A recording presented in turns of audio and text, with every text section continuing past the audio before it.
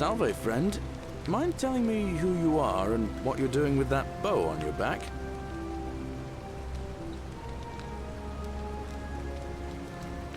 Oh, sounds serious. I'm listening.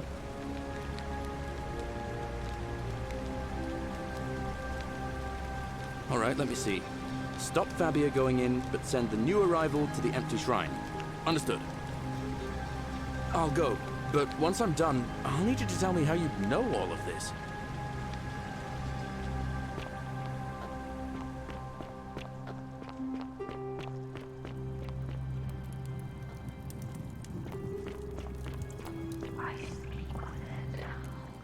Oh, you're here. I'm so glad you decided to visit. I'm Aurelia, and I hope I'm not being too forward, but the moment I laid eyes on you, I was intrigued. There's a light in your eyes I've never seen before, a certain learning and sophistication. What was that? Some kind of joke? If it was, it wasn't funny. I take back what I said. Suddenly, I don't find you so intriguing anymore. Let's just forget that ever happened, so we can at least do business.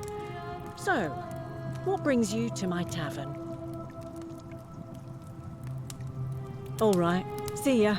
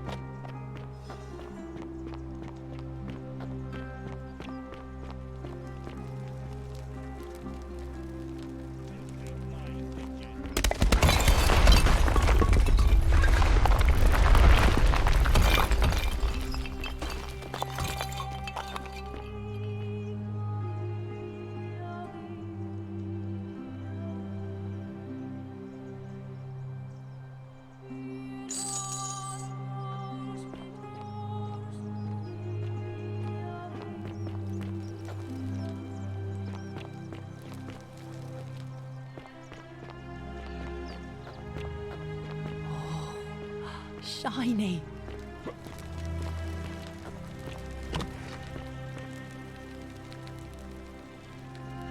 What are you doing in here? Can't you see this woman is dying? She's been poisoned. She needs the resin of a plant called silphium, but that Culus cumulatus decius won't give it to me. What? Quick, give it here. Yulia, you need to swallow this. Here, let me help you.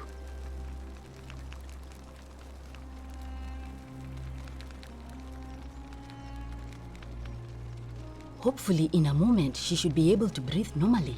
That was extraordinary. How did you know she needed this exact thing? And at this exact moment? Are you some kind of oracle?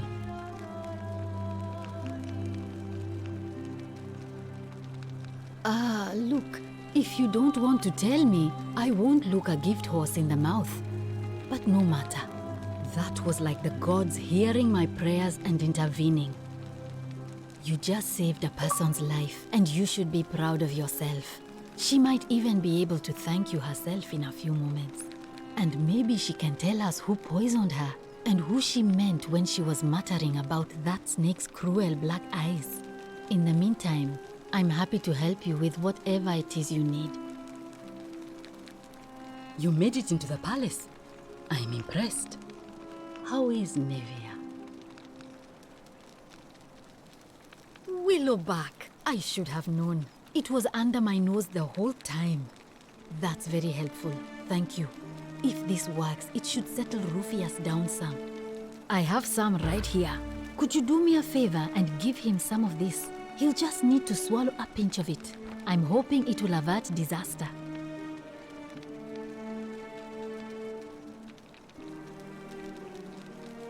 Thank you. I'm really glad you arrived when you did. That's a shame. Thanks again for saving Yulia's life. Apollo smiles upon you.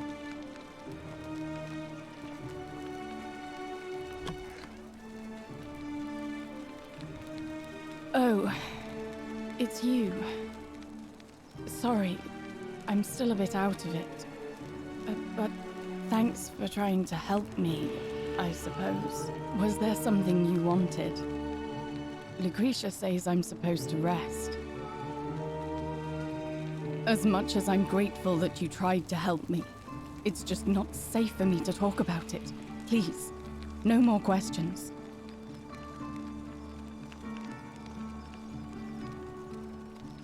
The golden rule. That's the least of my worries. The gods may be cruel, but Malleolus and Claudia are far crueler. Please, just leave me alone. I don't want to talk about it. Persistent as Nemesis, aren't you? I can tell you, but it's a long saga. All right. I'd been here about a week when it dawned on me I'd be trapped here for the rest of my life. I could hardly breathe, and I knew I had to get out somehow. So when my new friend Aurelia offered me a secret way out, I would have done anything. And then I learned her asking price. 1,000 denarii. She was supposed to be my friend. I told her it would take me years to save up that much. So she suggested I take out a loan from Malleolus. And I did. I had to sign an agreement, saying I'd work off the debt over 30 years. But I figured I'd be out of here so soon it wouldn't matter. I paid Aurelia, and she gave me her so-called way out. Do you want to know what it was? Hemlock. It's a deadly poison made from a plant. Drink this, she said, and you'll be out of here in no time. Of course, I demanded my money back, but she refused. She pointed to a sign on her tavern saying, "Let the buyer beware." Then she just looked at me with those cruel black eyes and she laughed.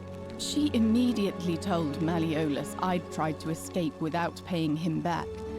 Only he didn't seem upset or surprised at all. In fact, he just thanked her. And that's when I realized the two of them had planned the whole thing from the beginning. That's what I said to the magistrate. I went to Sentius and begged for help, but he said the law was clear. I'd signed over my labor for 30 years and there was nothing he could do. I thought about resisting too. But Malleolus said if I didn't submit, I'd break the golden rule. And I couldn't be responsible for all those deaths, so he locked me in his villa. Confiscated everything I owned as collateral, and made me wear immodest, humiliating outfits while I worked day in, day out. His wife Claudia was just as bad. She sent me to work on an endless stream of futile, demeaning tasks. I'd be on my hands and knees, scrubbing the floor clean for hours, only for her to pour slop on it and hiss, "You missed a spot." Those two took everything from me.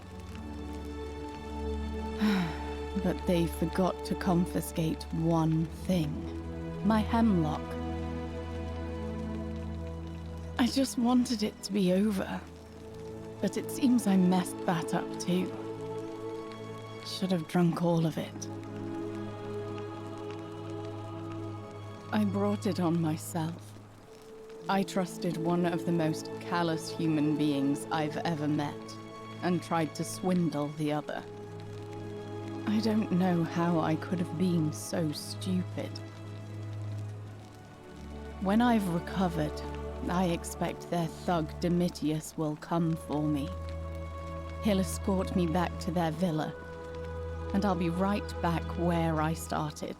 Only this time, I won't be able to lull myself to sleep at night with the thought of a permanent solution. Honestly, it would have been better if the poison had been allowed to run its course. I doubt it. It seems this is the fate the gods have chosen for me, for trying to escape. At least until someone breaks the golden rule. Maybe it wouldn't be so bad.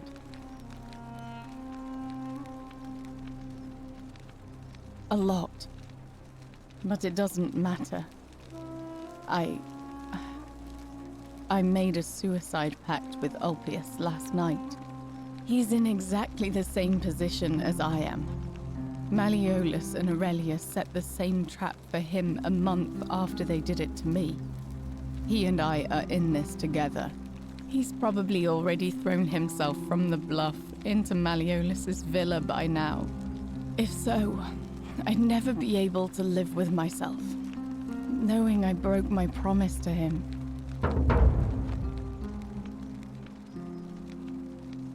I doubt you could make it up to the bluff in time. I don't know who you are, or why you seem so determined to help me, but thank you. All right, but please don't take too long. No, I did hear from Ulpius that she disappeared. It's very sad. She was such a lovely young woman. But I'd been locked in Malleolus's villa for months before she went missing, so I can't help you, I'm afraid. You mean my life story? Oh, well, I grew up as part of a big family in Rome. Me and 3 older sisters. Our father found good husbands for my sisters, but I wasn't, cut out for that kind of life. So he found me a job as a scribe for a prominent merchant. It was a good life for a while. Until 7 months ago when the fires came. My colleagues and I worked desperately to try to protect our warehouse. We must have had 100 workers passing buckets of water, chanting prayers to Vulcan, but they fell on deaf ears. The fire was relentless, and it claimed everything. And everyone. Well, almost everyone. My employer told me to grab what valuables I could and flee for the Tiber, with the crowds. I remember diving into the river, and then the next thing I knew, I was waking up on the riverbank not far from here. Thank you, but to be honest, sometimes I think dying in that fire might have been a blessing, given what's happened since.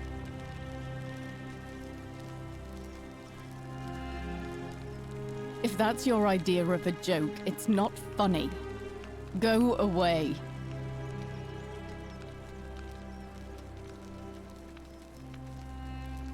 I know what kind of person you are. Leave me alone.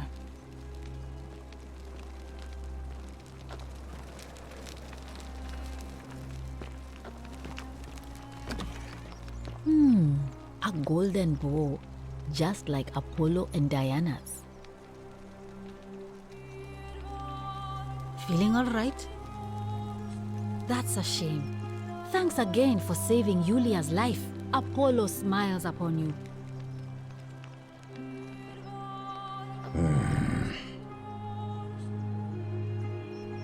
Name's Grufius. Better watch your step. Can't talk long. Got to stay sharp, but family's from Seleucia on Tigris, Babylon province. But I've been roaming a long time now. Even joined the legions. The 6th. The one they call Ironclads. Same way as everyone else. Because we're all in grave danger. Is it not obvious? Magistrate made me toss it in the chasm. Stupid. Going to have to improvise now. If you were dealing with what I am, you wouldn't be either. Nobody is supposed to know about that. Did Lucretia tell you? Gah. Look, I haven't been at my best lately. All my joints ache constantly, and the pain. It has a way of messing with your head. I get stirred up by things that shouldn't bother me, and then there's the statues, and my doubts about my faith. And I just want to scream. You want to help me? Do what Lucretia hasn't been able to do, and find me something to make the pain go away. Until then, get out of my face.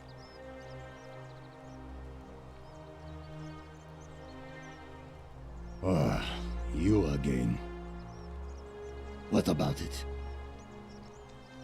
Willow bark. And this will work? Oh, thank God. Finally, some relief. This is what I've been praying for. Maybe God hasn't abandoned me after all. Thank you. I've been in a lot of pain lately.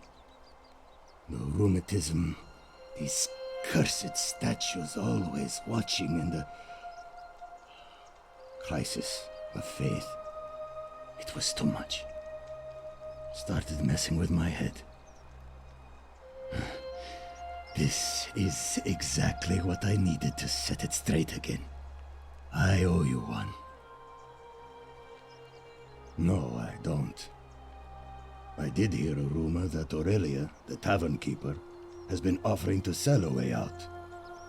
But I barely have 2 sesterci to rub together. I'll tell you this much. I hate the fact that my survival depends on the common sense of other people.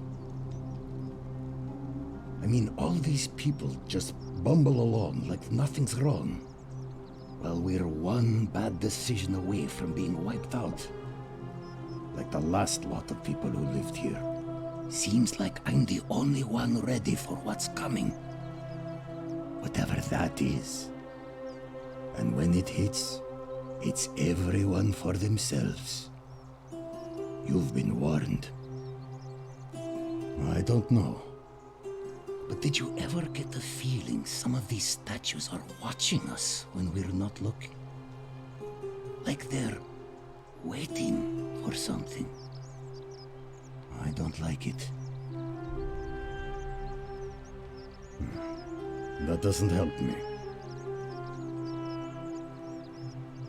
No idea what you're talking about?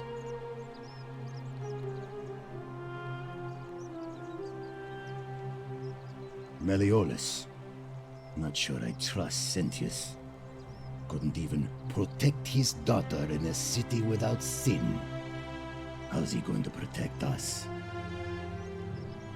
No.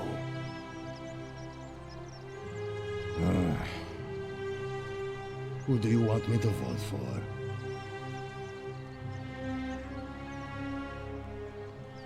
Fine. No idea what you're talking about? Yeah? Prove it. See you around.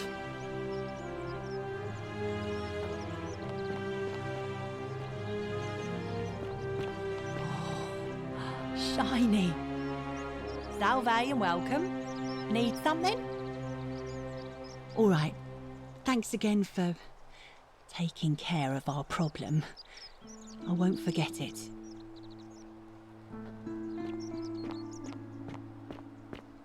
How'd you do? Hello there, friend. May I say, that is a glorious bow you're carrying. Do you mind if I ask where you acquired it?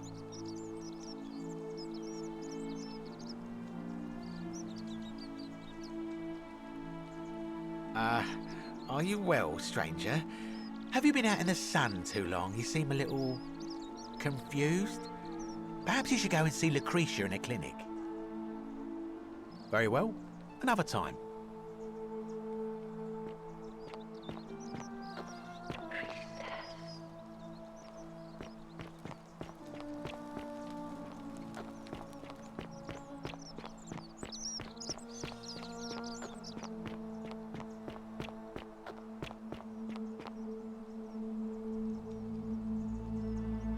A new face.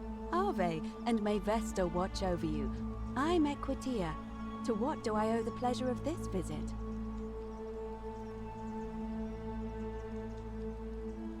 I don't, I'm afraid. It seems to me we're exiled here until the gods judge us, one way or another.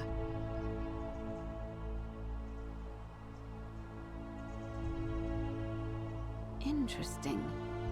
I'm not sure why you're telling me, but you've come to the right person. Did you find a pattern then? What have you noticed? Yes, I suppose that could be something. But then most of us do tend to carry coins on our person, don't we? What else? That's true. I know I wasn't entirely sure how I wound up here. What else? Yes, I understand many of our friends were carried here by a river current. It's as I feared. I think I understand what poor Livia has been going through. Let me ask you this. Did you happen to encounter a stranger in the forest before you arrived here? And did you happen to catch her name? I see. And was this Karen by any chance wearing a hood? Because I've seen her before. There's something I think you should see. I think you'd better follow me to the baths. But don't follow too closely. We can't have people thinking we're bathing together.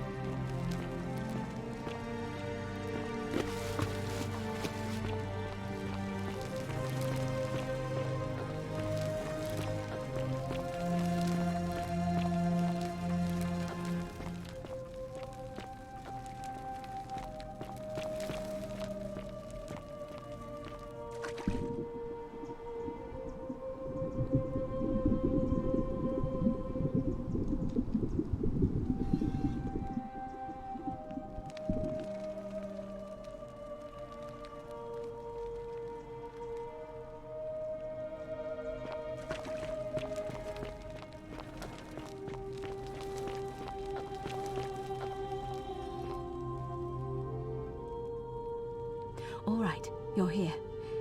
You were asking how I knew the young woman you met by the river was wearing a hood. Here, look down at the bottom of the baths. It's a little hard to make out in this light. If only we could see. Oh, what a marvelous lamp. But do you see it?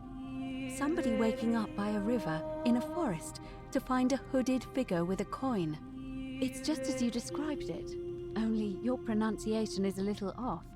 The name you heard wasn't Karen. It was C-H-A-R-O-N,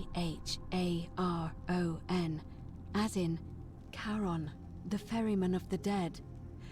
Charon, who, in exchange for the right coin, helps the souls of the newly deceased cross the Styx, the river that separates the land of the living from the land of the dead. When I dragged you out of the river, I thought you were never gonna wake up. I checked your pockets for ID, but all I found was some loose change.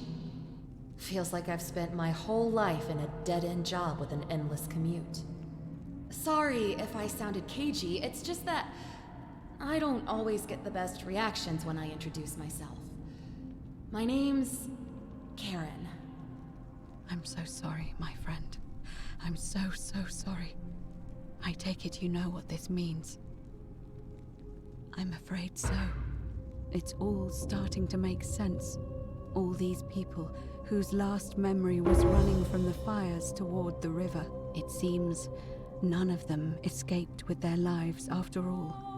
Perhaps we should be grateful they don't remember their final moments.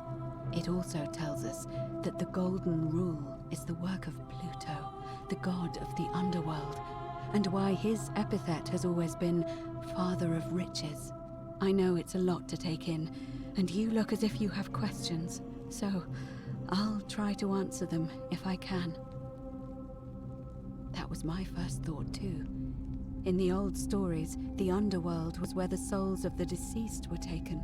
But it was also possible for the living to reach it without dying, if they were particularly fearless. So I'm afraid I don't know.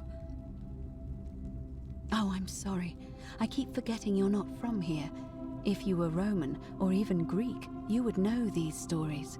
Each of them is slightly different, whether the storyteller was Plato, Homer, Virgil, or Ovid.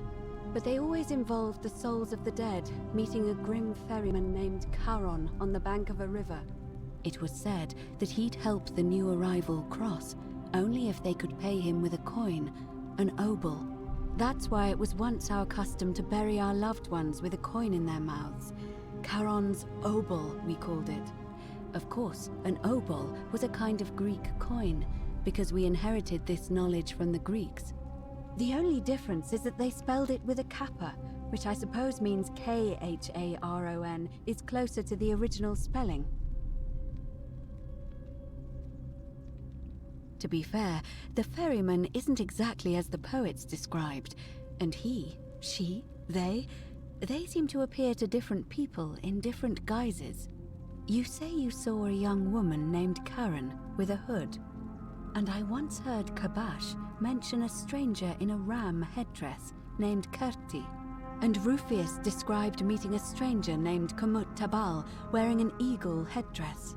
But whatever form this stranger took, they were always wearing a hood of some sort, and their name always began with a K sound. I suspect the only way you'll solve this riddle is if your paths cross again. Good question. Let's see. In the stories, Charon would always require a coin as payment for passage across the river. But that never made any sense to me. What does an ancient immortal being need with coins? In our case, it seems Charon didn't take the coins we had. He or she merely checked we had one in our possession. So, maybe there's something special about the coins each of us had on us. That might explain why we wound up here, but so many others did not. No. I mean, I had my suspicions, especially after Livia's ramblings, but I would never have figured it out without your help, I promise you. Now that we know where we are, we have to figure out what to do about it, if we don't want to be cast into gold for eternity. We don't have much to go on, except the old stories. I remember 4 in particular about heroes in the underworld. Hercules, the demigod and son of Jupiter, Orpheus, a Thracian poet, Sisyphus, a king of Ephyra, and Aeneas, a Trojan hero. Hercules was able to leave the underworld because he cowed its god with his strength. Sisyphus and Orpheus both relied on their wits instead. They persuaded the goddess of the underworld, Proserpina, to help them escape. And finally, Aeneas was able to escape with the help of a spirit guide, who led him through a secret gate. So it seems you have 2 options: to confront the god of the underworld head-on, or find a way to escape with the help of Proserpina or some other guide.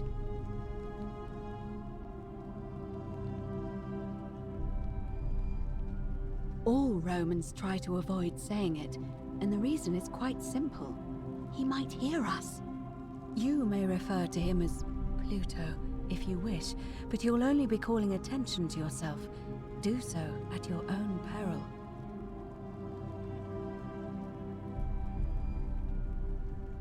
It's a reasonable question, but the problem is, this place is fairly well designed to keep us here.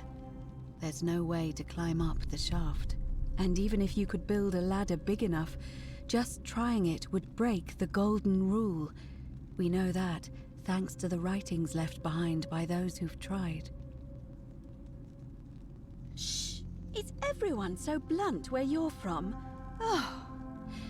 That option would be the boldest, but also the only way to learn the truth about the golden rule, and maybe even put an end to it. As I said, Hercules managed to overpower the god of the underworld, but he was a demigod. Forgive my candor, but you are no Hercules.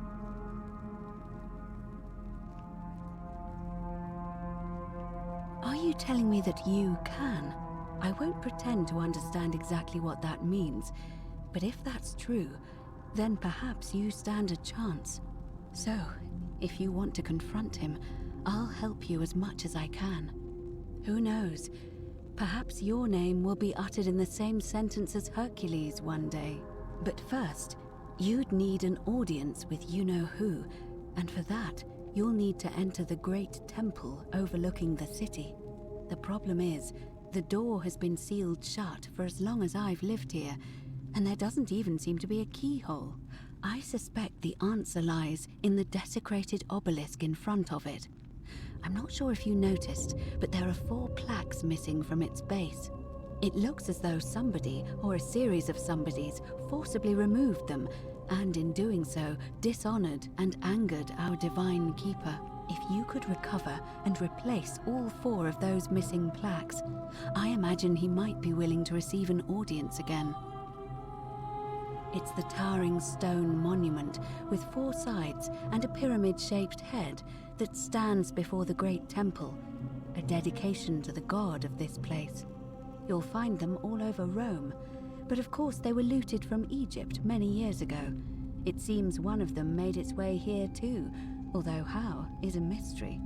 However, this one is unusual in that each of the 4 sides is decorated in a different style: Roman, Greek, Egyptian, and another I don't recognize. That means you'll need to recover 4 different plaques: Roman, Greek, Egyptian, and a 4th, a mystery plaque. Good question. To answer that, we first need to ask who would have defaced the obelisk in the first place. It would have had the god's name engraved into it, so it may be that whoever desecrated it wanted that name to be forgotten. And there's only one group of people I know of who might want to do that. There's a cult in Rome that often argued there is only one true god. Theirs, of course. They've been known to start fires, as well as deface religious monuments whose existence challenged their beliefs. If I were you, I'd go looking for them. Of course, they've all been in hiding since the fire last year, so finding them won't be easy. But I did hear a rumor they have a secret shrine somewhere in the city. Perhaps, if you could find that, you might be able to recover the Roman plaque. I don't know. But perhaps you should begin your search with the local Greek fellow, Georgius. His store is in the forum. Perhaps Kabash, our Egyptian resident, will be able to tell us. Unfortunately, he disappeared weeks ago. But I did hear Aurelia is peddling rumors about him at the tavern, so perhaps you could talk to her, or just take a look in his room. I'm afraid you're on your own with that one, but perhaps finding the other 3 will illuminate the way. As I mentioned, both Orpheus and Sisyphus were said to have persuaded Proserpina to help them escape, and Aeneas was guided to the exit. The problem is, those are the stories of a poet, a self-aggrandizing king, and a brawler about their own heroic deeds, so they should be taken with a grain of salt. First, Proserpina. What we do know about her is, well, it's a grim tale. It's said the god of the underworld abducted and dragged her here against her will, forcing her into marriage. It is. The gods are a mirror image of mankind, as far as cruelty is concerned, I'm afraid. If the stories are true, I imagine she's as desperate to escape as we are. If she really did help Orpheus and Sisyphus, perhaps she'll help us too. The problem is, how do we communicate with her without being noticed by her captor? Leaving that aside for a moment, there is also the possibility of a spirit guide. I don't suppose you've come across one of those in your travels? Truly? And you're only bringing this up now? Then again, I suppose you were worried I'd think you were as mad as Navia. Can you tell me more?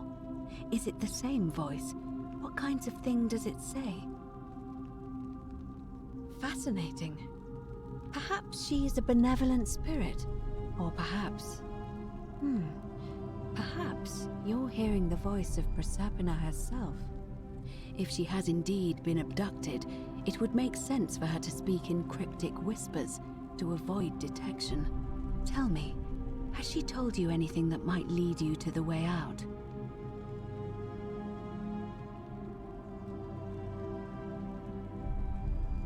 That is strange. There are no rivers here. Let me think on that. Well, as far as I can tell, water flows into the city from an aqueduct into one of two cisterns, the upper cistern. If that's the current she's talking about, then perhaps you need to get into the upper cistern somehow. I vaguely recall wondering what was in there, but the door at the back of the great temple is locked up tight. You might be able to get a key from the magistrate, but if that doesn't work, perhaps you can find another way in. Let me know if you find anything in there. All right. I would suggest not discussing this with anyone. The best we can do for them is to let them remain oblivious for as long as possible. As for Livia, it seems she's been shouldering the weight of this terrible secret all this time. Perhaps it would comfort her to know she's not alone.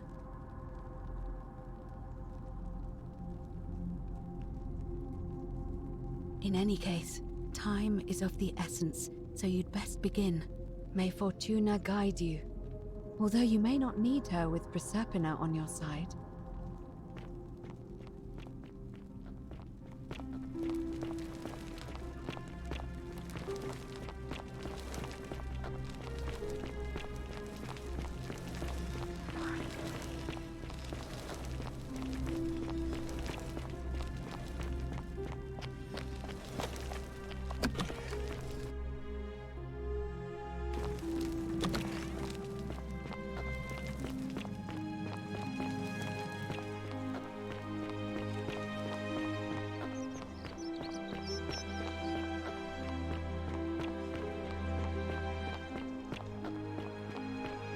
Citizen.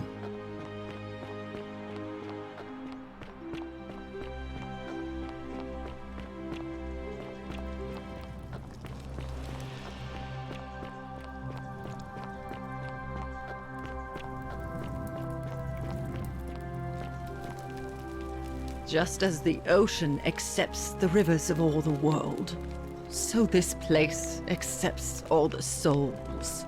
But it does not notice the crowds that come. Say it. Speak its name. Then it is true. I was right. I thought I saw it, but when the rest of them could not, I kept thinking I must have gone insane.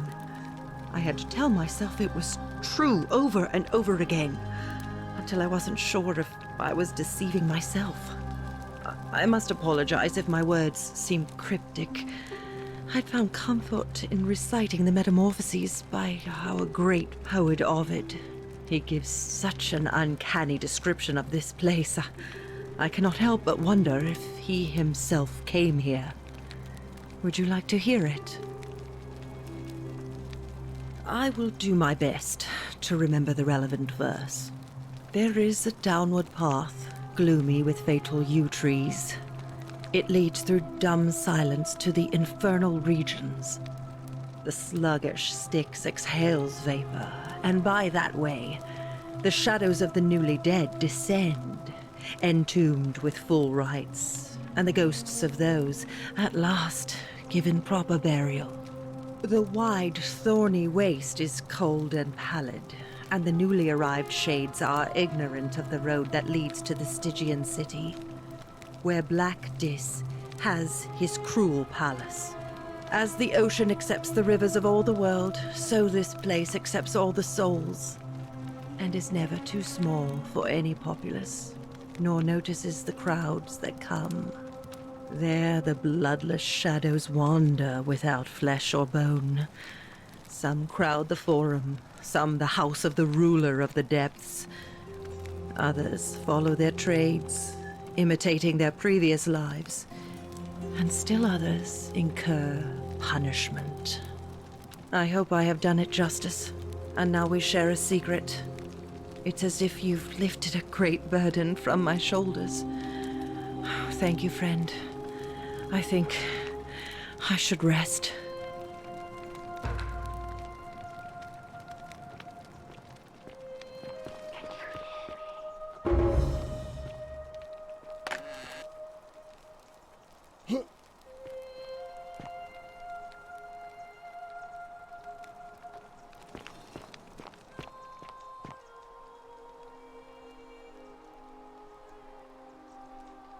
Back again. Couldn't stay away, huh?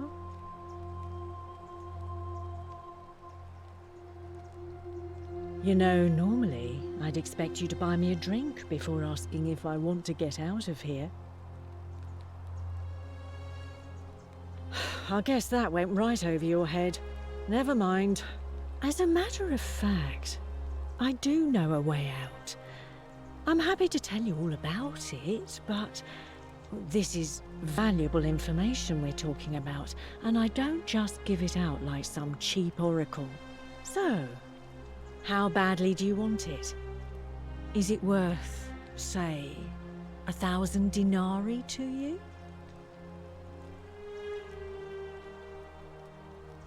Ha! It's hardly my fault if people misunderstand the terms of a deal. I mean, it does say, let the buyer beware, right outside my tavern. Not for a few weeks now. Last time I saw him, he was sitting at a table with Georgius, whispering about some job. I remember because they kept looking over their shoulders as if they didn't want anyone else to know. So, naturally, I hovered. The one word I kept hearing was vanishing, and then, the next day, Kabash just disappeared. Coincidence? I think not. All right, see ya.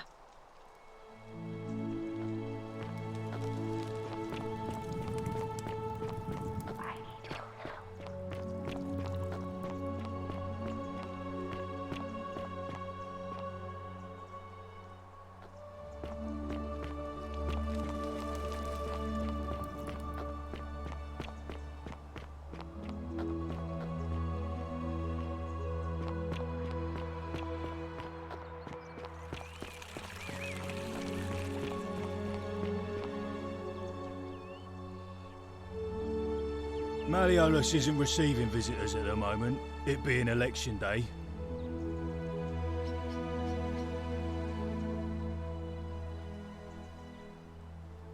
She's not here. Had to carry her to Lucretia's clinic this morning. Shrine of Apollo. She was acting sick. Faking it, if you ask me. Typical. Whatever. Just remember, I'll be watching.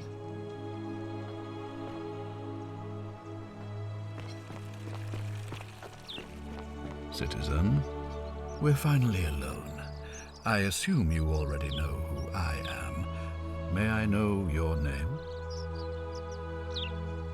We have? Wait, If I understand correctly, someone is about to break the Golden Rule, forcing me to create a portal in time to bring you here? I must have entrusted you with figuring out who the culprit is. Only, I assume we failed, and you had to start over. Is that about right? If so, what happened? Ah, I see. Look, it's unfortunate, but all that matters now is that you make use of what you've learned and gathered, and do better next time. Now, I assume you've sought me out again for a reason.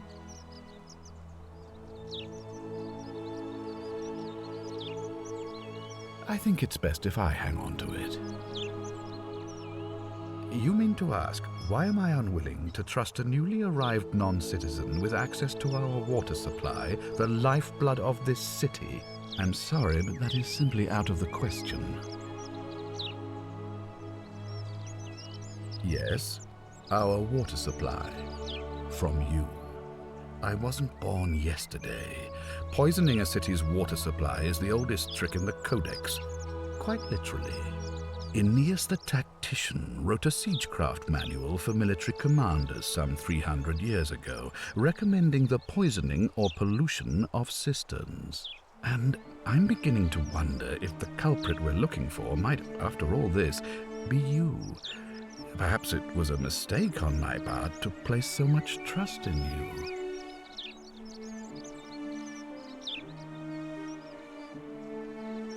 I'm glad to hear that. Now, was there something else?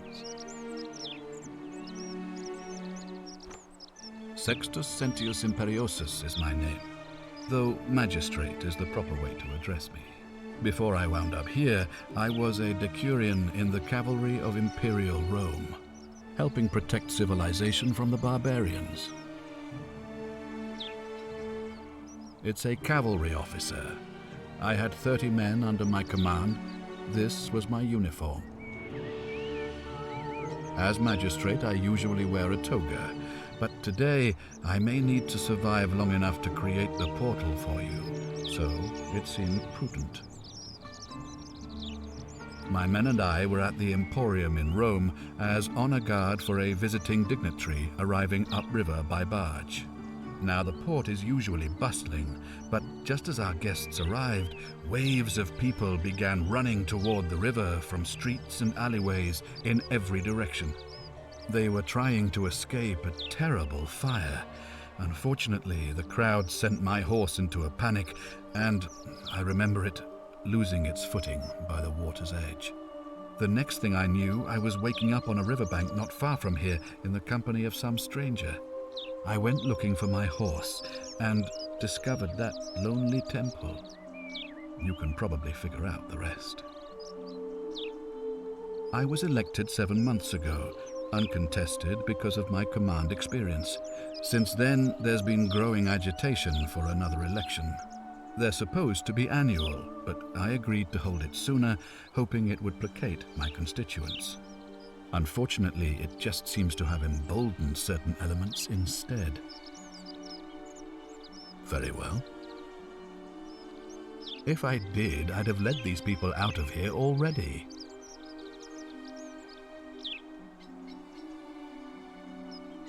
I've had plenty of time to think about it. Let me see if I can sum up my thoughts.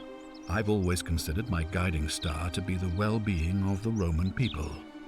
Our survival and prosperity have always hinged upon honoring the peace of the gods, the sacred accord between the gods and the people of Rome. Give the gods what they want and we all prosper. Dishonor them and we all die. It's as simple as that. The real enemy in this place is not the Golden Rule, but human failings. The temptation to slide into degeneracy, greed, and hubris. I trust that answers your question.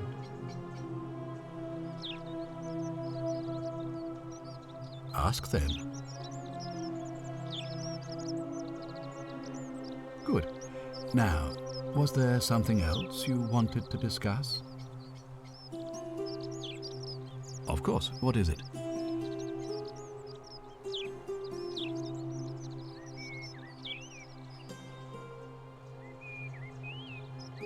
Why then did you say...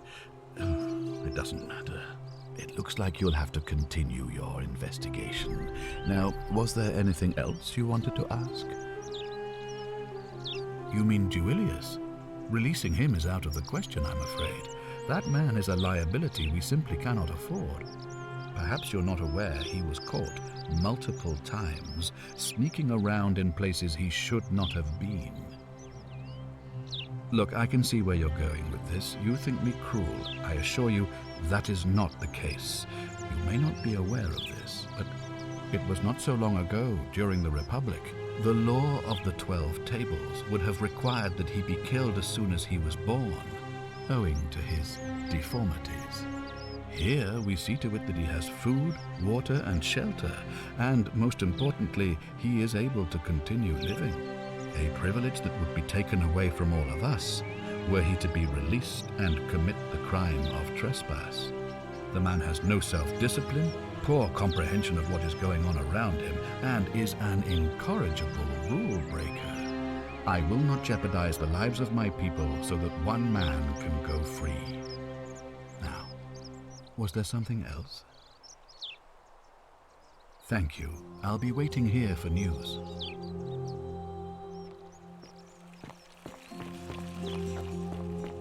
How come you're allowed a weapon and I'm not? Hey, you're not thinking about going into the cistern, are you?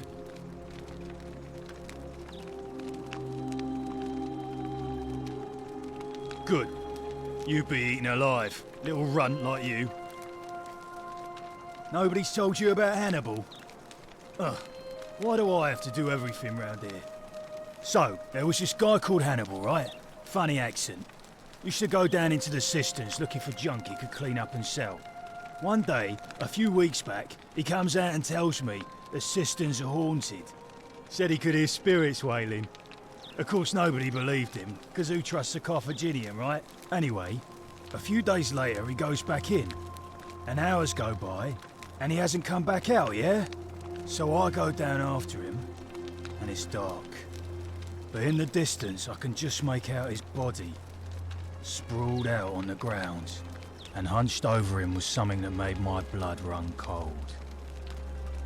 No word of a lie, I saw a creature.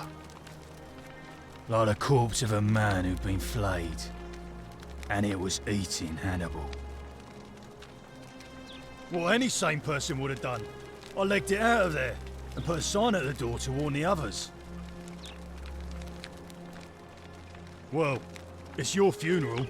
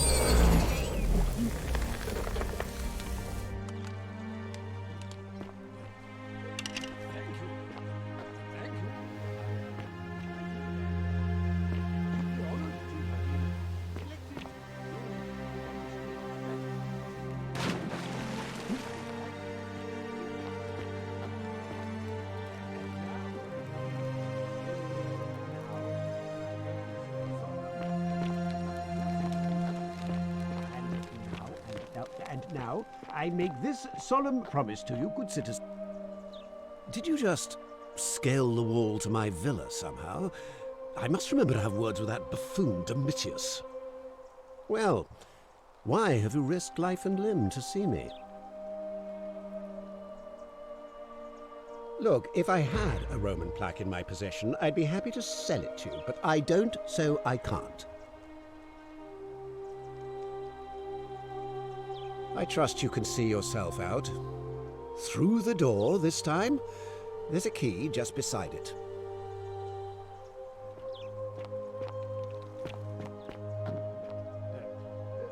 Thank you. Thank you. I am delighted and deeply honored to have been elected.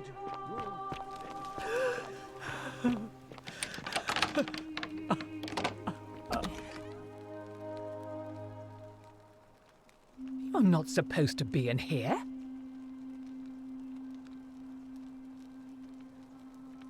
Talk. What business could you possibly have with me? I think a better question is, why am I being interrogated by a stranger who just barged into my villa? I have quite enough marriage trouble already, without having to explain to my husband why I am receiving strange men in private.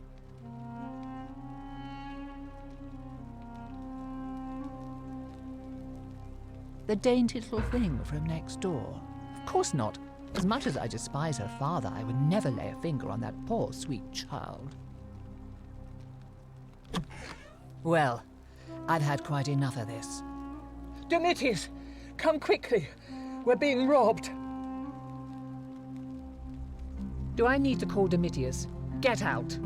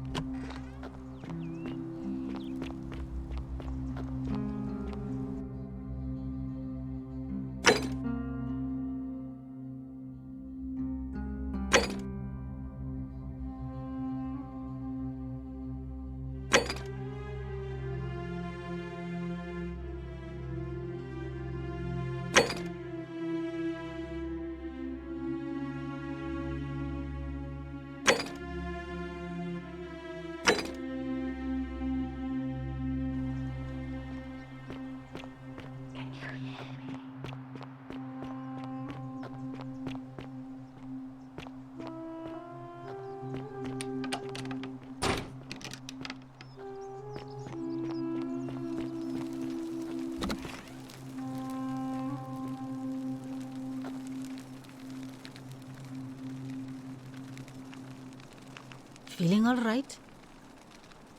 That's a shame. Thanks again for saving Yulia's life.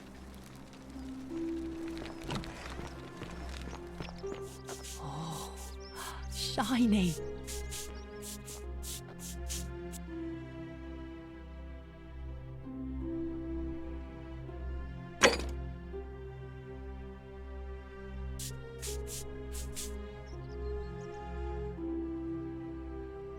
You're back. Something the matter? All right. Whatever's in that great temple up there on the bluff, I bet it's worth a fortune. Hello there, friend. May I say, that is a glorious bow you're carrying. Do you mind if I ask where you acquired it? Well, I'll take your word for it. But perhaps you'd be interested in selling it to me. I mean, it's not as if you have any use for it down here.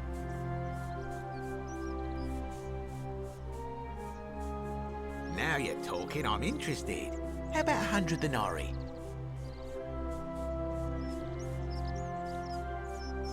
Oh, that's a little excessive, don't you think? It's not the bow of Ulysses we're talking about. All right. But I'm going to need you to tell me before I pay up. Wait. let's not be too hasty, friend. I just want a little assurance that I can trust you, that's all.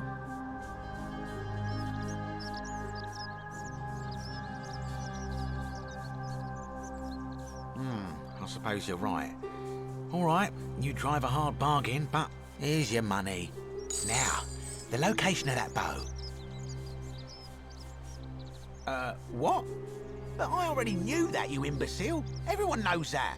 I can't take that golden bow because stealing from the goddess in her own shrine would break the golden rule. You promised to tell me where I could get one of my own. What is this? Some kind of joke? I don't believe this is happening. Don't even talk to me.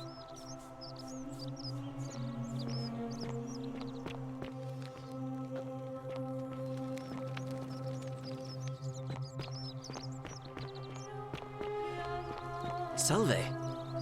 Ah, a new face. Salve, and welcome to our little community. My name's impossible to pronounce for most people, so you can just call me Virgil. I hear we have you to thank for saving Julia's life. I'm glad you arrived when you did. Well, Malleolus is talking about loosening some of the restrictions in this place. And while it's all a bit vague, at least he has a vision.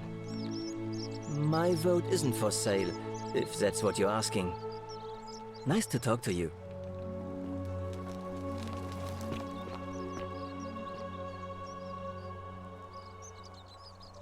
Greetings, I'm Georgius. It gladdens me to see another foreigner in our midst.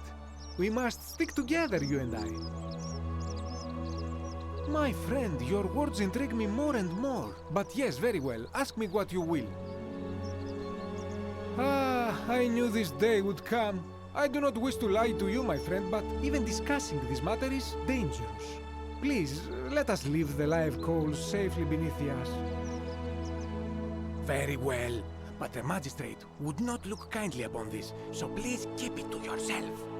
For several months now, I have been sneaking out at night to worship the gods of my ancestors in the temple of Demeter. Each day, I leave offerings of food in the hope that we may have a bountiful harvest, and yet the next day when I return, the food is missing.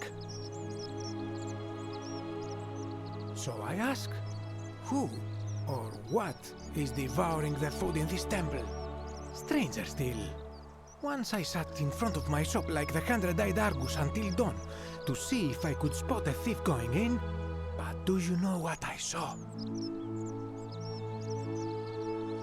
Nothing! Nobody entered, and yet when I went to take a look, my offering was gone. It is bizarre, is it not? When I told my friend Kabash of this at the tavern, he offered to help investigate. He went in, and to my dismay, he was never seen again. It is the only Greek temple in the city.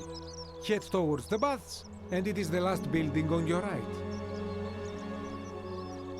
Gladly. And in a city full of Romans you are asking me? Because I am Greek. Let me tell you something about Greeks and Romans. My name is Georgios, yes. But the Romans, they do not care.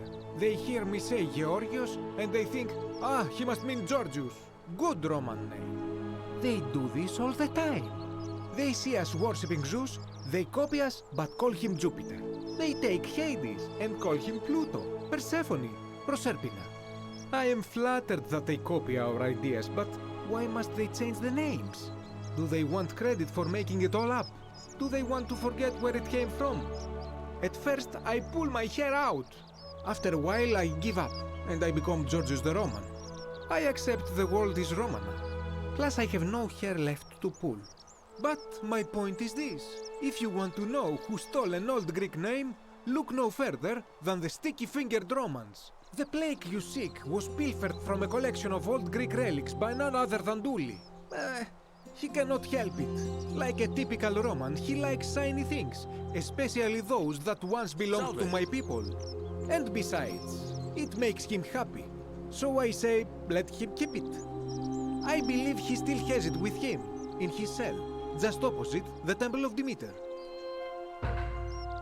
I hope that our paths cross again soon, my friend.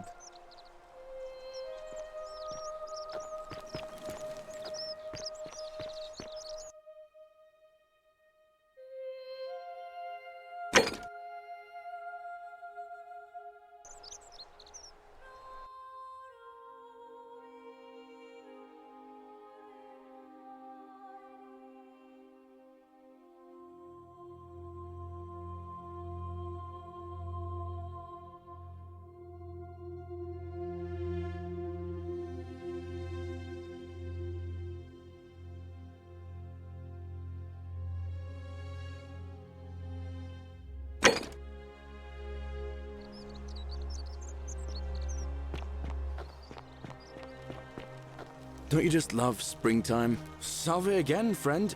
I went and did as you asked, and it worked. How is it possible that you've just arrived here and you already know everyone and exactly what's about to happen to them? Oh, come on. I just did as you asked. The least you can do is level with me. I'll keep it between us. I promise. You're toying with me, right? Wait. You're not kidding, are you? That's the only way you could have known. You're a bit like... Oh, what was his name? Sisyphus. Yeah, that's the one. Old King Sisyphus. Sisyphus was a Greek king a long time ago. For daring to think he could outsmart the gods, he was given a terrible punishment. He was forced to push a great boulder up to the top of a hill. Only, just as it reached the top, it would roll all the way back down to the bottom, forcing him to start over and over and over again, for all eternity. Just like you. Actually, now that I think about it, there are a bunch of old stories about the gods punishing people by making them do the same futile task over and over. Tantalus was made to grasp at fruit on a tree he could never quite reach. The Pleiades had to keep fetching water in a sieve. Oh, and Ixion was strapped to a wheel going round and round forever. But on the bright side, at least you're not stuck in the underworld like they all were. Anyway, I don't know which god you managed to upset to get yourself into this position, friend, but you seem all right to me. So, I'll tell you what. I'll keep doing whatever I can to help you. And you just focus on finding a way to break the cycle you're in. Oh, that's kind of you to say. Now, I'm going to keep your secret. Although, it's not as if I'll remember this next time we talk anyway, right? Oh, and if our conversations ever start to annoy you, just tell me you're busy. I know when I'm not wanted. May fortune smile on you, friend. That's quite an impressive bow you have there. Just like Diana's. Hello. Have we met before? Do you like it? It's shiny, innit? It makes me happy just looking at it. But if I gave it to you, then I wouldn't have it anymore, and I'd be sad. But it's mine, and I really like it. I want to keep it. Well, if you get me out of here, then I wouldn't need it anymore because I'd already be happy. Then you could have it, and you'd be happy too. Like Galerius. He's nice. I like Galerius. He made me a doll and everything.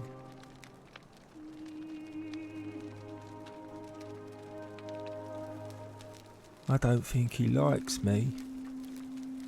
Yeah, Galerius will let me out.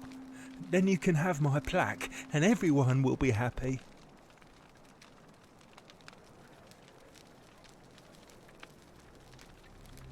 You're going to let me out of here? Really? Oh, please. I hate it here. It makes me very sad.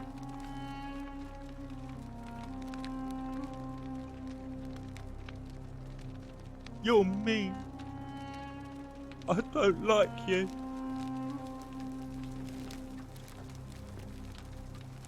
Ave again. Did you find what you need? Certainly. May Fortuna guide you, although you may not need her with Proserpina on your side.